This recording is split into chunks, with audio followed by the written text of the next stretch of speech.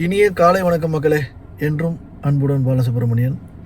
என்னாச்சுன்னா, நேற்று அந்த ஒரு வீடியோ ஒன்று லீக் ஆகிடுச்சுன்னு சொன்னேன்ல, அது ஒரு பெரிய ப்ராப்ளம் ஆகி போச்சு. அது என்னமோ என் பேர் அடிபட்டது, நான் தான் லீக் பண்ணிட்டேன்னு. இல்லை சார், நான் ப்ராமிஸாக லீக் பண்ணல, அது யாரோ தவறுதலாக போட்டாங்க.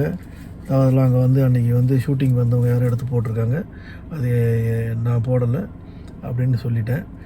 அப்புறம் சரின்னு சொல்லி டைரக்டர் ஏற்றுக்கிட்டாரு, சேனல்லேருந்து சொன்னதை ஏற்றுக்கிட்டாங்க. இனிமேல் தவறுகள் நடக்காமல் பார்த்துக்குங்க. அதனால் ஃபோட்டோஸ் எல்லாம் போடுறது கவனமாக போடுங்க. பர்சனலாக எடுத்துக்கங்க ஃபோட்டோ, ஆனால் நீங்கள் அஃபீஷியலாக அந்த ஷூட்டிங் ஸ்பாட்டில் லொக்கேஷனோடு எடுத்து போடாதீங்க அப்படின்னு சொல்லியாச்சு. அதில் கவனமாக இருக்கேன். ஓகே, இப்போது கதைக்குள்ளே போகலாம். என்ன நடக்குதுன்னு பார்க்கலாமா? வாங்க, இப்போது கதைக்குள்ளே போகலாம். என்னாச்சு, ஓப்பன் பண்ணதுமே நான் என்ட்ரி. சார் வாங்க, உட்காருங்க. வாமா உட்காரு. எதுக்குங்க அவங்க இங்கே வந்திருக்காங்க? ஏன்ப்பா? நான் தாம்மா வர சொல்லியிருந்தேன். உட்காருங்க. எங்க நடக்கிறதெல்லாம் பார்த்தா எனக்கு பயமாகவும் சங்கடமாகவும் இருக்குங்க. எல்லாம் சரியாக வரும்ல? சொல்லுங்க. அது இந்த பொண்ணு கையில் தான் இருக்குது அப்படின்னு பசுபதி சொல்ல, எங்க அதுக்கப்புறம் இனிமேல் உங்கள் அக்கா பொண்ணு மீடியாவில் பேசுகிறதுலாம் இருக்குது. புதுசாக ஒன்றும் இல்லைம்மா, அப்படியே விஜய் கூட வீட்டில் வாக்குவாதம் பண்ணுறீங்கள, அதுலேயே கொஞ்சம் டெவலப் பண்ணி கண்ணீரும் கம்பளமாக மீடியா கிட்ட பேசணும். மீடியா கிட்ட பேசிட்டீங்கன்னா எனக்கு யாரும் இல்லை, விஜய் ஒருத்தரை தான் நம்பி நான் இருக்கேன். அதனால் அவர் எனக்கு நம்பிக்கை கொடுத்துட்டு ஏமாற்ற பார்க்குறாரு. அவர் எனக்கு கல்யாணம் பண்ணிக்கலைன்னா என் வாழ்க்கையே முடிஞ்சிடும், என் வாழ்க்கையை முடிச்சுப்பேன்னு கதறி அழுகணும்னு பூஸ்ட்டு ஏற்றுறாப்புல, பில்டப்பை ஏற்றி விட்றாப்புல. உன் மேலே பரிதாபம் வரணும், அப்போ தான் நல்லா எழுதுவாங்க, ஈடு கட்டி எழுதுவாங்க, ஒரு பில்டப்பாக பேசுவாங்க மக்கள்லாம். பார்க்குற ஜனங்களும் பாவத்து பொண்ணு எவ்வளோ கஷ்டப்படுது பாரு, நம்பிக்கை கொடுத்து ஏமாத்திட்டாப்புலப்பா விஜய் அப்படின்னு சொல்லி நினச்சிட்டாங்கன்னு வச்சுக்கங்க, நீ ஜெயிச்சிருவ அப்படின்னு பசுபதி ஏற்றி விட்றாப்புல. நான் சொன்ன மாதிரி பேசிடுவேன்ல, எனக்கு விஜய் வேணும். நான் யாருக்காக விஜயை நான் விட்டு கொடுக்க முடியாது. விஜய் இல்லைன்னா நான் நஞ்சு மேலே செத்துருவேங்க அப்படின்னு ஒரு பில்டப் போக, சரி நீங்கள் ஒன்றும் தப்பாக எனக்கு சொல்லித்தரலையே, ஏன் ஆதங்கம் என்னவோ அதை நீங்கள் எனக்கு சொல்லி கொடுக்குறீங்க. நான் இப்படியே போய் பேசணும், அவ்வளோதானே? இப்போ நீ பேசுனீங்கள, இதே மாதிரி பேசிட்டு அவ்வளோதான். மீடியாவும் சரி ஜனங்களும் சரி கண்டிப்பாக உன் பக்கம் தான் நிற்பாங்க. இது பசுபதி பில்டப் ஏற்றுறது. ஏங்க நம்பிராஜன், நீங்கள் எங்கே யோசிச்சுட்டே இருக்கீங்க? இல்லை, ஊரில் எங்கள் சொந்தக்காரெலாம் வர சொல்லிட்டேன், கல்யாணம் நல்லபடியாக நடக்கும்ல? நடக்கும், அதனால நடக்கணும், அதனால தாங்க கவலை, வேற ஒன்றும் இல்லைங்க. நடக்குங்க, சும்மா அதையே போட்டு புலம்பிட்டுருங்க, விடுங்க அப்படின்னு சொல்லிட்டு பார்க்கும்போது நவீனும் விஜயும் திடீர்னு சந்திச்சுக்கிறாங்க. காவேரி உங்கள் மேலே நம்பிக்கையாக இருக்காங்க, எப்படி விஜய் இது நீங்கள் சரி கட்ட போகிறீங்க? நான் எந்த வகையிலாவது உங்களுக்கு ஹெல்ப் பண்ண முடியும்னு சொல்லுங்கள், நான் கண்டிப்பாக ஹெல்ப் பண்ணுறேன் அப்படின்னு சொல்லி நவீன் கேட்க, என்னப்பா நவீன், நீ எனக்கு சப்போர்ட்டாக பேசுகிறதே எனக்கு பெரிய விஷயம், அதே போதும். இந்த இடத்துல வேற ஒருத்தர் இருந்திருந்தா இப்போ வெண்ணிலா பண்ணிகிட்டு இருக்க பிரச்சனைக்கு வேறு மாதிரி இஷ்யூ ஆகிருக்கும். ஆனால் காவேரி இந்த விஷயத்தில் எனக்காகவும் சரி வெண்ணிலாக்காகவும் சரி நிறைய யோசித்து பொறுமையாக தள்ளி தான் நிற்கிறேன்.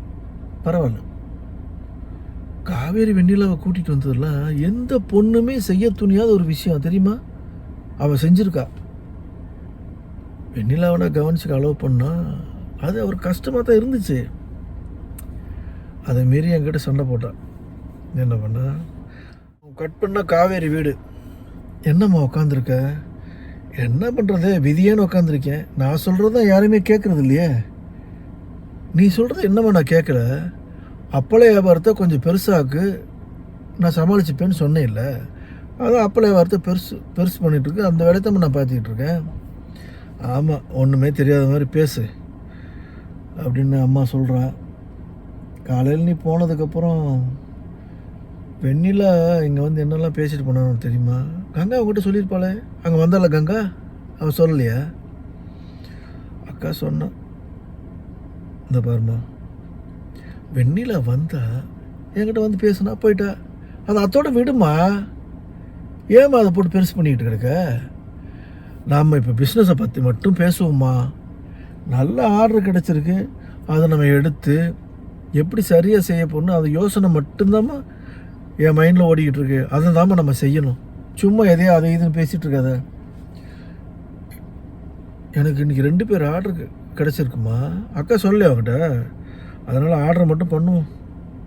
வழக்கத்தை விட 4 மடங்கு நம்ம சப்ளை பண்ண வேண்டியிருக்கு.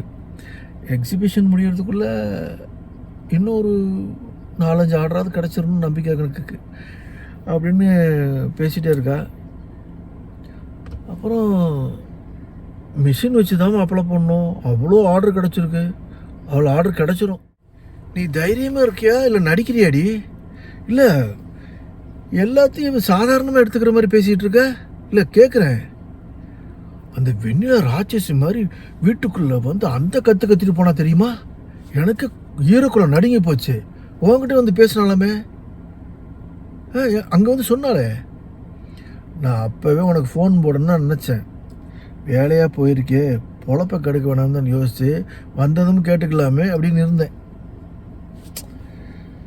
நீ என்னடானா வெண்ணிலா வந்தது, அவர் பேசிட்டு போனதெல்லாம் ஒரு விஷயமே இல்லைங்கிற மாதிரி பேசிகிட்டு இருக்க நீ. என்னடி? சரி, அந்த வெண்ணிலா அவங்ககிட்ட என்னடி சொன்னா சொல்லு. அவன் என்னென்னமோ சொன்னான், அதை விடுமா. நானும் என் வேலையை பார்த்துக்கிட்டு இருந்தாடி இருக்கேன். ஆனால் முடியலடி, முடியலை. இந்த அந்த கத்திட்டு போகிற பெத்த பொண்ணு இவ்வளோ பிரச்சனையில் இருக்கா. நான் எப்படி விட முடியும்? அவள் பேசின பேச்சை பார்த்து ஹவுஸில் ஒன்று அம்மா கேவலம்னு தலையில் அடிச்சுட்டு போனாங்க. சாயங்காலம் தண்ணி எடுக்க போனப்போ அப்படி மூஞ்சியை காட்டுறாங்க. என்னடி இப்படி பேசிட்டு போயிட்டா? நீ வேணா பாரு, நம்ம வீட்டை காலி பண்ண சொல்ல போகிறாங்க. அப்படிலாம் ஒன்றும் நடக்காதும்மா. நீ வீட்டுக்குள்ளே வாமா வாமா அப்படின்னு கூப்பிட்றா. காவேரி, நீ இது தாலியை போட்டுட்ருக்கிறதுனால தான் அவன் உன்னை நிம்மதியை வாழ விட மாட்டாடி. வேண்டடி. ஒப்பந்தம் போட்டு கல்யாணம் பண்ணிக்க இருந்தாலும் அது நம்ம ஏதாவது சொல்லலாம். அதுக்கும் வழி இல்லாமல் இருக்கே, என்ன பண்ணுறது? என்னடி நீ என்னதான் மனசில் நினச்சிட்டு இருக்க? இந்த தாலியை கழுத்தி சாமி கிட்ட வச்சுட்டுனாலும் கேட்க மாட்டேங்கிற. முறைய விவகாரத்து பண்ணிக்கலான்னு சொன்னால் கூட பிடி கொடுக்க மாட்டேங்கிற. என்ன நீ? சரி சரி, அந்த பையன் கூட தான் வாழ்க்கைன்னு முடிவு பண்ணிட்டா, அந்த பையன் கூட கிளம்பி போயிடுன்னு சொல்கிறேன், அதையும் முடிவு பண்ண மாட்டேங்கிற. நீ இப்படி இருக்கிறதாண்டி அவகிட்ட நான் எகிரி பேச முடியல. இல்லைன்னா வீடு தேடி வந்து கத்த விடுவேண்ணா ஒன்றும் இல்லைன்னு ஆக்கியிருப்பேன். அம்மா, என் விஷயத்தை நான் பார்த்துக்கிறேம்மா. நீ இப்போ அப்பளம் ஆர்டருக்கு எப்படி ரெடி பண்ணுற அதை மட்டும் யோசிம்மா. வாமா வாமா, நம்ம பொழப்ப பார்க்கலாம் அப்படின்னு சொல்லி கதை பேசிகிட்டே இருக்காங்க. போயிட்டே இருக்கு. நீ வாமா. விஜய் வீடு பாட்டி சாப்பிட கூப்பிட்றாங்க. எனக்கு பசிக்கலை, நீ போய் சாப்பிடுங்க தாத்தா அப்படின்றான். எல்லோரும் வந்து சாப்பிடுங்க வாங்க தாத்தா, நீங்கள் போங்க தாத்தா எனக்கு வேணாம் அப்படின்னா நான் என்ட்ரி. நானும் வெண்ணிலாம் என்ட்ரி. வீட்டுக்குள்ளே வாசலில் நிற்கிறோம். எங்கே கொண்டு விடுறது இந்த பொண்ணை?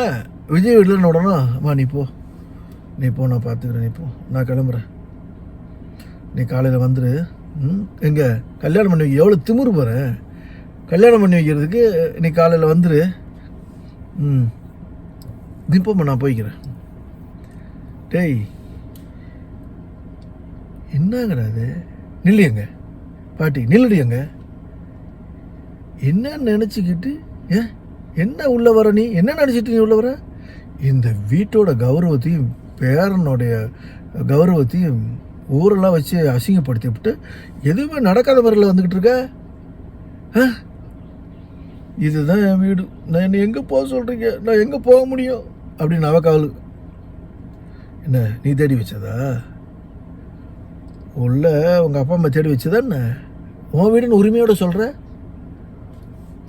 ஓடி, இது என் புருஷன் வீடு, அப்போ எனக்கு இதுதான வீடு அப்படின்றா. என்னடி புருஷன் வீடுன்ற?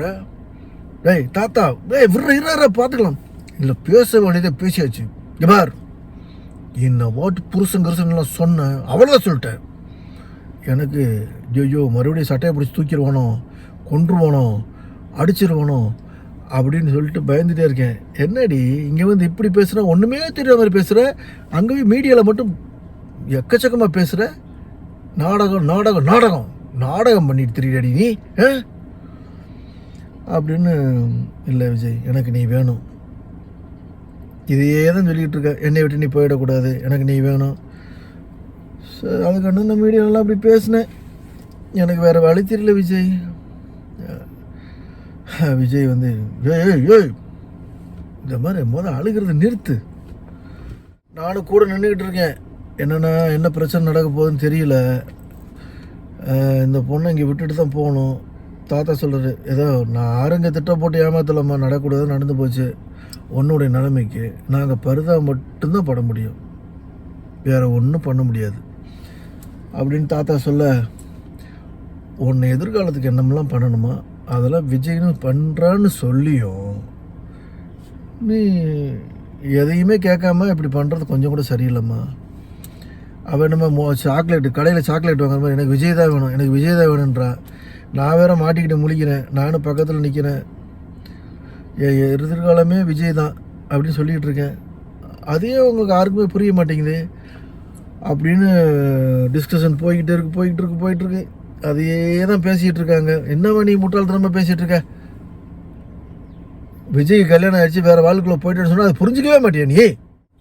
நீ சொன்ன மாதிரி காவேரி பணத்துக்காக நடிக்க வந்தவளே இருக்கட்டும், ஆனால் நாங்கள் 2 பேரும் அதெல்லாம் தாண்டி நாங்கள் ஹஸ்பண்ட் ஒய்ஃபே வாழ்கிறோம். என் வாழ்க்கையில் இனிமேல் காவேரி ஒருத்தி தான் இருக்கா, போய் தொலைடி அப்படின்னு தொடரும் அப்படின்னு போட்டிருக்கு. அதுக்கப்புறம் உனக்கு மேரேஜ் பண்ணி வைக்கணும்னு தான் சொல்லு, நான் ஏற்பாடு பண்ணுறேன். எனக்கு கல்யாணம் பண்ணி வைக்கணும், மாப்பிள்ளை நீ தான். நாளைக்கு நீ வருவ, என் கழுத்தில் நீ தாலி கட்டுவ, நான் உன்னை வர வைப்பேன் அப்படின்னு அடுத்த வாரம் லீடு கொடுத்துருக்காங்க. ஓகேவா?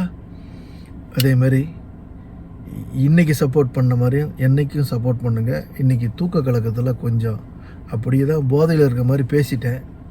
ஓகேவா? கொஞ்சம் புரிஞ்சும் புரியாமல் பேசியிருக்கேன். ஏன்னா நான் பார்த்தது அவ்வளோதான், பார்த்தது வரைக்கும் நான் பேசியிருக்கேன். நன்றி, வணக்கம். நாளை சந்திப்போமா? ஒரு தூக்க கலக்கம், என்ன பண்ணுறது. இப்போ இன்றைக்கி பகல்லையும் நடிக்கணும், இன்றைக்கி இரவும் கொஞ்சம் சீக்கிரமாக விட்டுறேன்னு சொல்லியிருக்காங்க. அதனால் நடிக்க போகிறேன். ஓகேவா? நடிப்புன்னு வந்துட்டா எதுக்கு வந்துட்டாலும் கஷ்டம் நஷ்டமெல்லாம் பார்க்கக்கூடாது. நம்ம ஆசைப்படுற வேலையும் காதலிக்கிற வேலையும் பிடிச்சி செய்கிற வேலையும் நம்ம செய்யணும். அதனால் நான் செய்கிறேன். அதனால் எல்லோரும் ஆசைப்படுற வேலையை பிடிச்சி செய்யுங்க, வாழ்க்கையில் முன்னுக்கு வரலாம். நன்றி, வணக்கம். நாளை சந்திப்போமா?